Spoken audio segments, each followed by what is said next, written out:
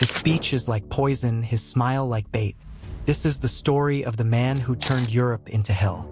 Adolf Hitler was born on April 20th, 1889, in Braunau am Inn, a small Austrian town near the German border. His father, Alois Hitler, was a strict customs official with a volatile temper, while his mother, Klara, was a devout and caring woman. Hitler was raised in a conservative, Catholic household but never developed deep religious convictions. As a child, Hitler showed signs of stubbornness and sensitivity. He had difficulties with his father, who expected him to become a civil servant. Hitler, however, dreamed of becoming an artist. After his father's death in 1903, his mother supported his ambitions. In 1907, he applied to the Academy of Fine Arts in Vienna but was rejected twice. These failures deeply affected him, feeding his resentment and sense of humiliation. Between 1908 and 1913, Hitler lived in Vienna. These years were formative. He lived in poverty, selling postcards and struggling to survive. During this time, he developed a worldview shaped by nationalism, anti-Semitism, and anti-Marxism. He became obsessed with the idea that Germany, and German-speaking people more broadly, were superior to others. His views were influenced by pan-German thinkers, racist literature, and the anti-Semitic politics of Vienna's mayor Karl Lueger. In 1913, Hitler moved to Munich, Germany, to avoid serving in the Austro-Hungarian army. When World War I began in 1914, he volunteered for the German army. He served as a messenger on the Western Front and was wounded in 1916. In 1918, he was temporarily blinded by a gas attack.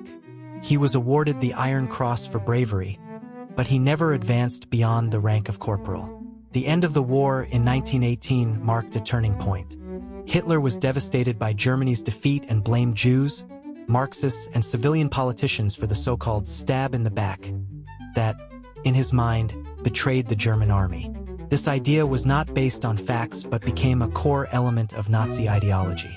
After the war, Hitler remained in the army and was assigned to a propaganda unit in Munich. In 1919, he was ordered to infiltrate a small nationalist group called the German Workers' Party, DAP. Instead of exposing it, Hitler became fascinated by its ideas and quickly joined. His powerful oratory and fanatical nationalism drew attention. By 1920, he had become one of the party's most prominent figures. That same year, the group changed its name to the National Socialist German Workers' Party, NSDAP, or Nazi Party. Hitler's rise was not immediate. Germany was in political chaos after the war. The economy was in ruins, hyperinflation devastated savings, and the Treaty of Versailles humiliated the population. In this atmosphere of anger and instability, Hitler's promises of national revival, ethnic purity, and revenge found fertile ground. He blamed Jews, communists, and the November criminals for Germany's suffering, offering simple enemies and aggressive solutions.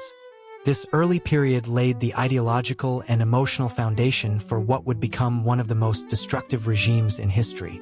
Hitler was not yet in power, but the path was already being paved through hatred, myth-making, and carefully targeted propaganda. In 1923, Adolf Hitler attempted his first major political move, the Beer Hall Putsch in Munich. Inspired by Mussolini's march on Rome, Hitler and the Nazi Party sought to overthrow the Bavarian government as a first step toward seizing national power. On November 8th, Hitler and his associates stormed a beer hall where Bavarian officials were meeting, declaring a national revolution. However, the plan failed within 24 hours. The local authorities resisted, and 16 Nazis were killed in a street confrontation with the police. Hitler was arrested and charged with treason. During his trial, Hitler used the courtroom as a platform. Rather than deny the charges, he justified his actions with passionate nationalistic rhetoric. His speeches during the trial were widely publicized, and he gained national attention for the first time. Although convicted, he received a lenient sentence of 5 years in prison, of which he served only 9 months in Landsberg prison. While incarcerated, Hitler wrote the first volume of Mein Kampf, My Struggle. In this book, he outlined his ideology: hatred of Jews, belief in Aryan racial superiority, anti-communism, and the need for Lebensraum, Living Space, to the east. The book was poorly written and disorganized but would become the foundational text of the Nazi movement. It transformed Hitler from a failed revolutionary into an ideological leader. After his release in 1924, Hitler decided to pursue power legally rather than through force. He reorganized the Nazi Party into a disciplined political machine. It included youth groups, paramilitary organizations, such as the SA or stormtroopers, and propaganda departments. The party focused on elections, mass rallies, and building a cult of personality around Hitler. Throughout the late 1920s, the Nazi Party remained a fringe movement. In the 1928 elections, it gained only 6% of the national vote. But the global economic crash in 1929 changed everything. The Great Depression hit Germany particularly hard. Millions were unemployed, the banking system collapsed, and people lost faith in the Weimar Republic. Radical parties on both the left and right surged in popularity. Hitler offered simple answers to complex problems. He blamed Jews, Marxists, and international financiers for Germany's suffering. He promised to restore pride, jobs, and order.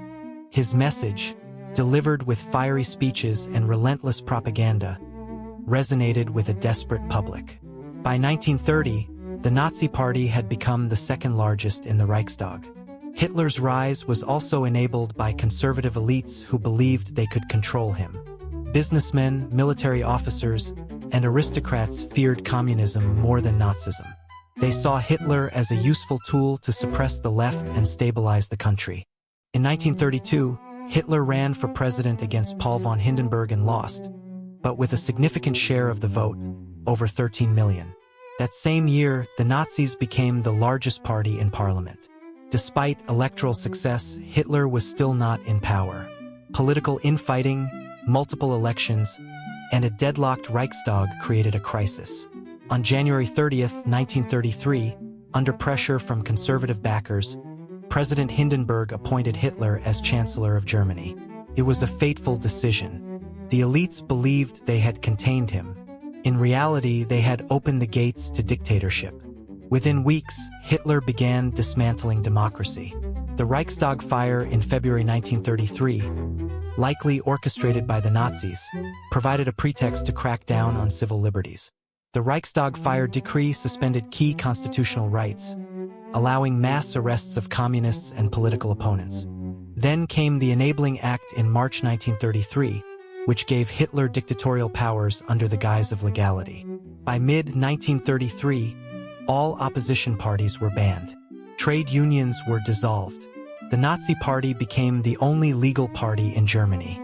Hitler had achieved absolute power, not through another putsch, but through manipulation, fear, and the collapse of democratic institutions. After consolidating power in 1933, Hitler moved quickly to establish total control over German society. The foundations of the Nazi dictatorship were laid through a combination of state terror, propaganda, and legal manipulation. Key institutions were reshaped or replaced to reflect Nazi ideology. The process became known as Gleichschaltung or coordination, the systematic Nazification of every aspect of life. One of Hitler's main instruments of repression was the Gestapo, the secret police led by Heinrich Himmler. Operating without judicial oversight, the Gestapo had unlimited power to arrest, interrogate, and detain anyone deemed a threat to the regime. People disappeared without trial. Informants were everywhere. Fear became a tool of governance. In parallel, the SS Schutzstaffel grew into a paramilitary force loyal only to Hitler. Originally created as his personal bodyguard, the SS expanded under Himmler into an independent empire within the Nazi state. It oversaw the concentration camp system and carried out mass murders during and after the rise to power. It became the primary enforcer of racial policy. Censorship and propaganda were equally essential. Joseph Goebbels, as Minister of Propaganda, controlled newspapers, radio, cinema, literature, and education.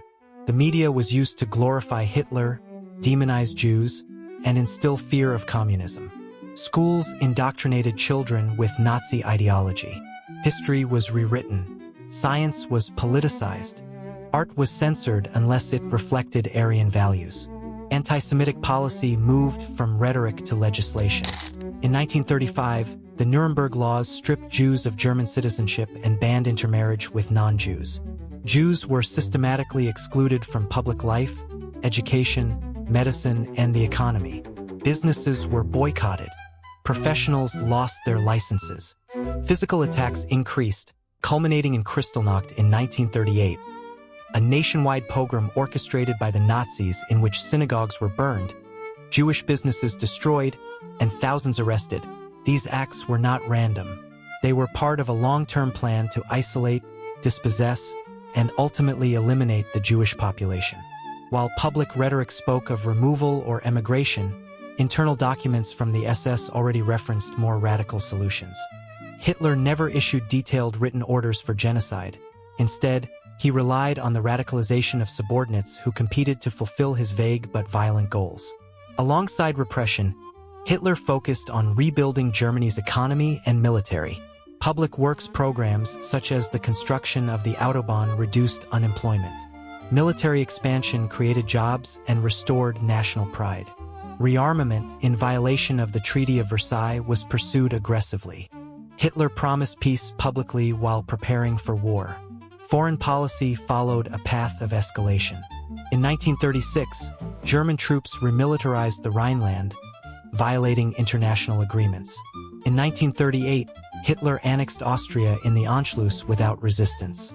Later that year, the Munich Agreement allowed him to seize the Sudetenland from Czechoslovakia, with the approval of Britain and France. Each success emboldened him further.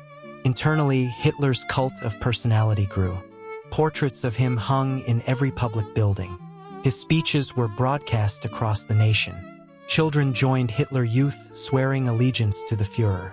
Birthday parades, rallies in Nuremberg, and film propaganda turned him into a messianic figure. For many Germans, Hitler was seen not as a dictator, but as a national savior. But the cost of obedience was silence, complicity, or death. Political opponents disappeared. Religious dissent was suppressed. Disabled people were targeted under the T4 euthanasia program, which marked the beginning of systematic mass murder. All of this happened before the first shot of World War II was fired. By 1939, Hitler had created a totalitarian state, rooted in fear, propaganda, and racial hatred, and had set the stage for a global catastrophe. The Nazi regime was not just a political system. It was a machine designed for control, conquest, and destruction. On September 1, 1939, Adolf Hitler launched the invasion of Poland. The operation, based on a fabricated pretext of Polish aggression, triggered Britain and France to declare war on Germany. World War II had begun. The invasion was swift and brutal. Poland was overrun within weeks through a coordinated attack strategy known as Blitzkrieg or Lightning War, which combined airstrikes, mechanized infantry, and tanks for rapid conquest. Hitler had prepared meticulously for war, and early victories reinforced his belief in his own military genius. Denmark and Norway fell in the spring of 1940. In May, Germany invaded France through the Ardennes, bypassing the Maginot Line. By June, Paris was under Nazi control. Hitler personally visited the conquered French capital in a symbolic triumph. The Wehrmacht's victories gave Hitler near-universal support within Germany. Many Germans believed in the restoration of national pride and economic strength. But the brutality of the regime increased. In occupied territories, Jews, Roma, political dissidents, and civilians were persecuted and murdered. The SS Einsatzgruppen, mobile killing units, followed the army into Eastern Europe, executing hundreds of thousands in mass shootings. In 1941, Hitler launched Operation Barbarossa, the largest military invasion in history, targeting the Soviet Union. It was an ideological war of annihilation. The goal was not merely military victory, but the destruction of what Hitler saw as the Judeo-Bolshevik threat. The campaign was initially successful, but the vastness of the Soviet territory, logistical failures, and fierce resistance eventually stalled the advance. The Eastern Front became a theater of unprecedented violence. Civilians were deliberately starved, entire villages were destroyed, and prisoners of war were executed en masse. The German occupation inflicted catastrophic suffering on Ukraine, Belarus, Russia, and the Baltic states. As the war intensified, the persecution of Jews escalated into systematic extermination. In January 1942, senior Nazi officials gathered at the Wannsee Conference to formalize the final solution, the planned genocide of the Jewish people. The extermination process was already underway, but now it was coordinated and industrialized. Millions of Jews were deported to extermination camps such as Auschwitz, Treblinka, and Sobibor. These were not labor camps. They were designed for murder. Victims were transported in sealed trains, stripped of their belongings, and sent to gas chambers. Bodies were burned in crematoria. The scale was staggering. By the end of the war, 6 million Jews had been killed. Other groups were also targeted: Roma, disabled people, Soviet POWs, homosexuals, and political enemies. But the Holocaust remained the central crime of the Nazi regime. A state-sponsored, bureaucratic, and ideologically driven mass murder of an entire population. As the tide of war turned against Germany, Hitler's decision-making became increasingly erratic. He refused to allow retreats, leading to catastrophic losses. He dismissed his generals and micromanaged military operations from his headquarters, often ignoring reality. The defeat at Stalingrad in early 1943 marked a turning point. German forces were pushed back on all fronts.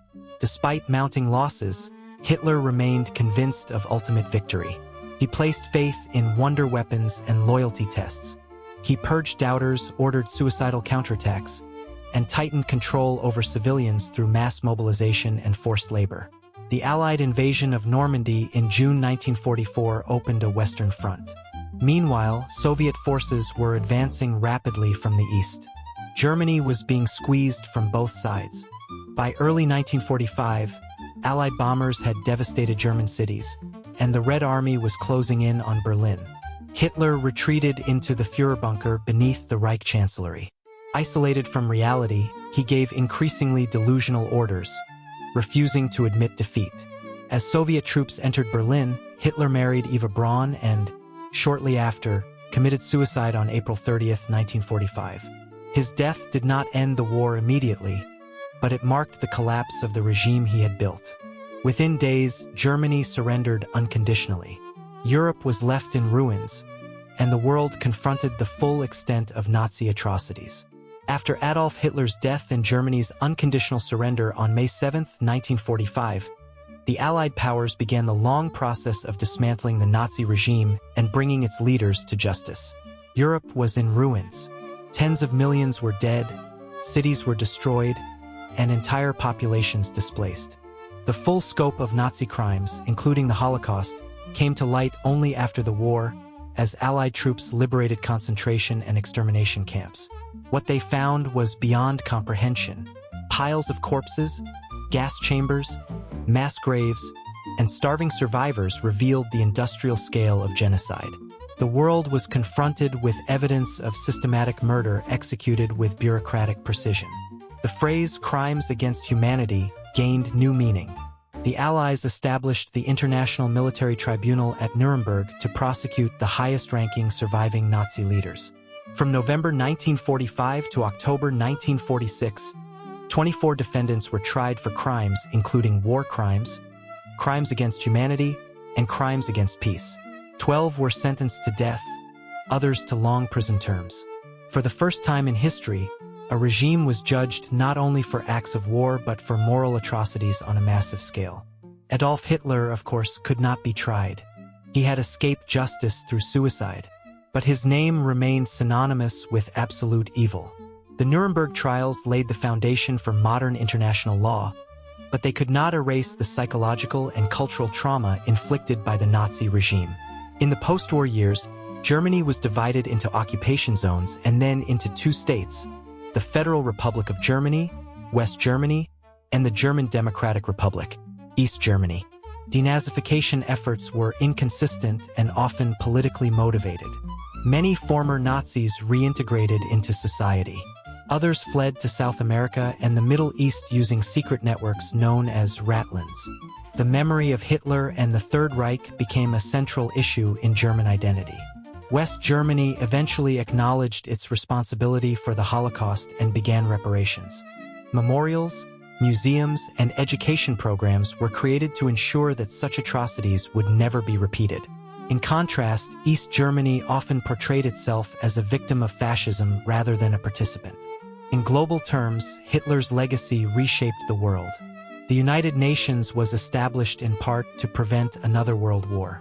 The Universal Declaration of Human Rights was adopted in 1948 as a direct response to Nazi atrocities. The concept of genocide as a crime under international law emerged from the Holocaust. Despite overwhelming evidence and historical consensus, denial and distortion of the Holocaust persist to this day. Neo-Nazi movements, conspiracy theories, and political extremism continue to reference Hitler, often dangerously. That is why accurate education and historical remembrance remain essential. Adolf Hitler did not invent anti-Semitism, militarism, or authoritarianism, but he weaponized them to unprecedented effect. He built a state that industrialized murder, launched a global war, and attempted to reshape the world through ideology and terror. His personal charisma and propaganda machine seduced millions, but his legacy is measured not by power, but by the horror he unleashed. Hitler's impact did not end in 1945. His example serves as a permanent warning that democracy is fragile, that hate can be organized, and that charismatic leaders can exploit fear to destroy entire civilizations. The lesson of Hitler is not just historical, it is eternal. The fall of the Third Reich in 1945 did not mark the end of National Socialist ideology. Although the Nazi regime was militarily defeated and its leadership dismantled, its core ideas, racial superiority, anti-Semitism, ultranationalism, and authoritarianism, persisted in underground circles and re-emerged in new forms across multiple countries. Germany, from suppression to resurgence. In post-war West Germany, Nazism was officially outlawed. Symbols, slogans, and organizations affiliated with the regime were banned. The government pursued denazification, though with varying intensity and effectiveness. However, by the 1950s, former Nazis began reintegrating into political, legal, and academic systems. Some held significant influence in state institutions, especially during the Cold War, when anti-communist loyalty was prioritized over past affiliations. By the late 20th century, Germany witnessed the rise of small neo-Nazi groups, particularly in economically depressed regions. These groups idolized Hitler, denied the Holocaust, and blamed immigrants for national decline. Attacks on foreigners, Jews, and political opponents increased, particularly after German reunification in 1990, which brought economic instability and cultural friction. Today, while the German government continues to ban Nazi symbols and prosecute hate speech, far-right movements remain a threat. The Alternative für Deutschland, AfD, though officially rejecting Nazism, has become a political platform for ultranationalist rhetoric. Elements within it have questioned Holocaust memorial culture and promoted ethnic purity. Germany remains in a constant struggle between remembrance and radical resurgence. United States, free speech and far-right freedom. In the United States, the First Amendment protects freedom of speech, including hate speech, which allowed neo-Nazi groups to survive and even grow. After World War II, former Nazi sympathizers in America formed organizations such as the American Nazi Party, founded in 1959 by George Lincoln Rockwell. He praised Hitler and openly called for a white revolution. Throughout the 1960s to the 1980s, neo-Nazi movements in the U.S. merged with white supremacist organizations like the Ku Klux Klan and other extremist militias. While they remained fringe groups, the internet later enabled broader recruitment and radicalization. In the 21st century, events like the Charlottesville rally in 2017 revealed how openly white nationalists and neo-Nazis could mobilize. The chant "Jews will not replace us" echoed Hitler's ideology in a new American context. Online platforms have become echo chambers for conspiracy theories, Holocaust denial, and racial hatred. Groups like the Atomwaffen Division and the Base have promoted terrorism inspired by Nazi and fascist beliefs. The danger lies not only in violence, but in mainstreaming extremist language.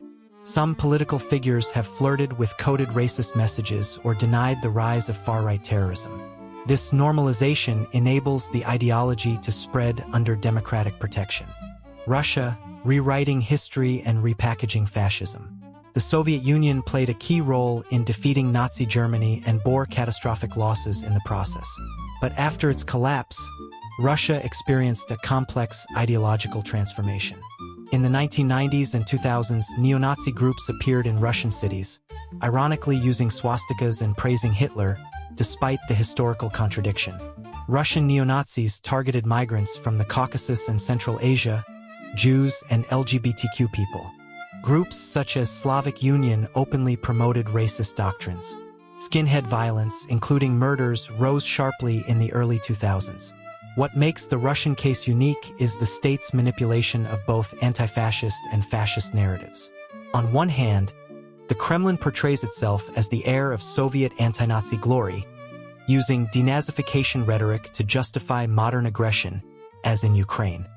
On the other, Russian propaganda platforms and online communities have tolerated, and sometimes encouraged, ultranationalist groups and conspiracy theories rooted in fascist ideology.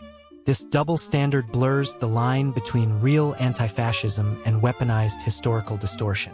In recent years, some Russian officials have demonized Western liberalism, multiculturalism, and LGBTQ rights using language nearly indistinguishable from fascist rhetoric.